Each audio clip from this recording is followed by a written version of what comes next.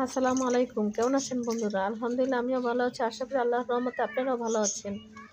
আজকে নিয়ে এলাম বরবটি ভাজি রান্না করব, রান্নার রেসিপি। তো বরবটিগুলো ভালো করে ধুয়ে নিলাম, ধুয়ে ঝরঝরে করে নিলাম। তারপরে তেল দিয়ে দিলাম, সরিষার তেল। আমি আবার সরিষার তেল খাই। সরিষার তেল দিয়ে দিলাম। তারপরে তেলটা গরম হয়ে আসলে পেঁয়াজ দিয়ে দিব।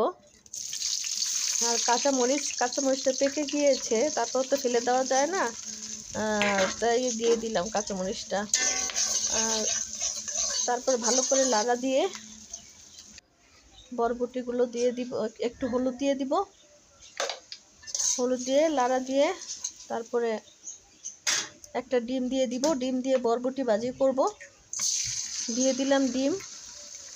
তো ডিম দিয়ে কেউ রান্না করে, আবার চিংড়ি মাছ দিয়েও কেউ রান্না করে। ঠিক আছে, আমি দোনোটা দিয়েই খাই। বরবটিগুলো ফ্রিজে রাখছিলাম অনেক দিন ধরে, ভাবছি যে আজকে রান্না করে ফেলবো, তাই বের করে রান্না করতে চলে আসলাম। আর বেশি দিন ফ্রিজে কোনো জিনিস রাখলে তো নষ্ট হয়ে যায়, তাই না? আর অপচয় করা তো ঠিক না। অপচয় করার দিয়ে দিলাম ডিম। এবার ভালো করে নেড়ে বরবটিগুলো দিয়ে দিব। আর অপচয় করাটা ঠিক না, ঠিক আছে? এর জন্য আজকে ভাজি করে ফেললাম বরবটি ভাজি। আর আমার বাচ্চারাও খুবই পছন্দ করে বরবটি ভাজি, হাজব্যান্ডও পছন্দ করে। আমার মোটামুটি ভালো লাগে ভাজি। এখন ভালো করে নেড়ে ঢেকে দিতে হবে। মেয়েদের কাজের শেষ নেই, এদিকে আবার বিড়ালকে খাওয়ান দিতে হবে। বিড়ালে খুব খিদে পেয়েছে, ওদেরকে খাবার দিতে হবে।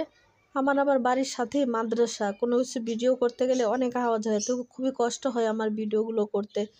এদের জ্বালা যন্ত্রণা, মানে চিল্লাচিল্লির জ্বালায় আমি সহজে ভিডিও করতে পারি না। তা কি আর করা, যতই হোক আমাদের তো ভিডিও করতেই হবে, যারা আমরা ব্লগার, তাই না?